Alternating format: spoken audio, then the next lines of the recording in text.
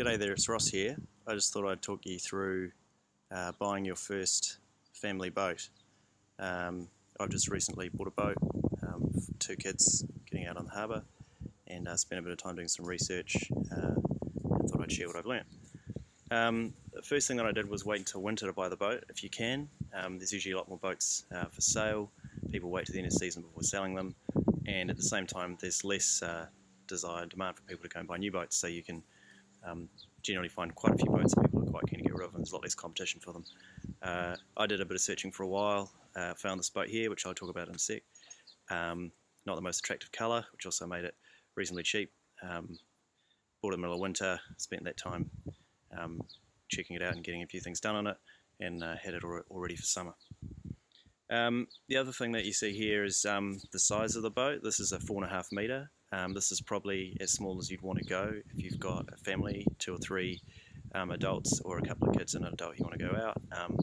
We had this boat out yesterday with 4 adults and 2 kids, so it can actually take a few people if you need, but that's about its limit. And probably the other key thing to look at is to make sure you look at the motor, get a good condition of motor. I'll talk about that a bit as well, and make sure you get better condition motor than you do boat. So this is a Fleetline Sapphire. It's manufactured in 1976 in East Tamaki. It's 4.5 metre. There were 2 types of Fleetline Sapphire.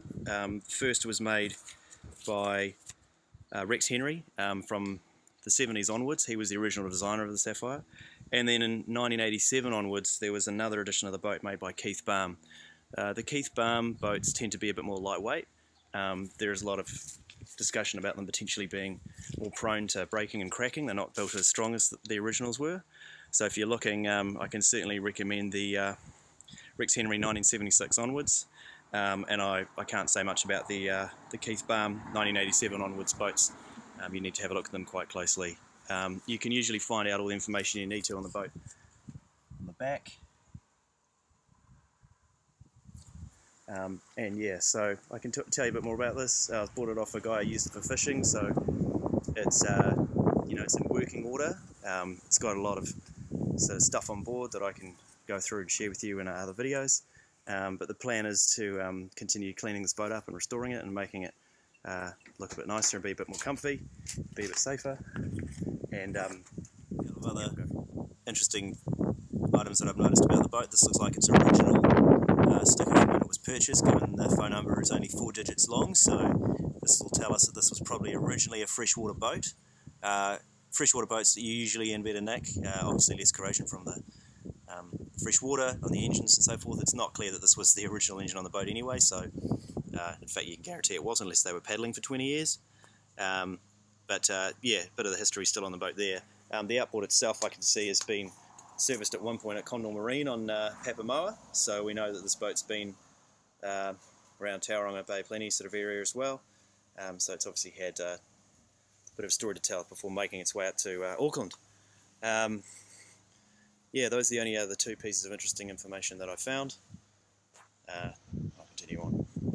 One other thing that I thought I'd add at the end of the video is just a bit of a discussion on fiberglass versus aluminium.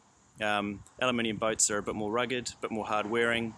You have to be a little less worried about taking them up onto the beach or getting in any stones. The trade-off being that a fiberglass boat tends to be a bit easier riding on the water, a bit more comfortable, a bit quieter, a bit more refined. So I elected to go with the fiberglass, mainly for the wife and kids to be able to enjoy themselves more on the water, and reasonably happy with that, but there's still plenty of reasons why a tinny would be a good boat as well.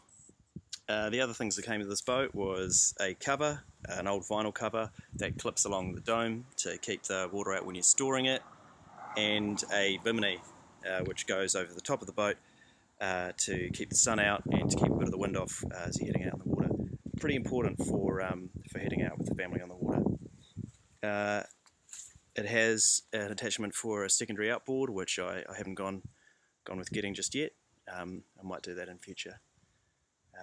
And then on board the boat itself came with a fish finder, UHF radio, and then OMC gears for the boat that I'll cover off in another clip.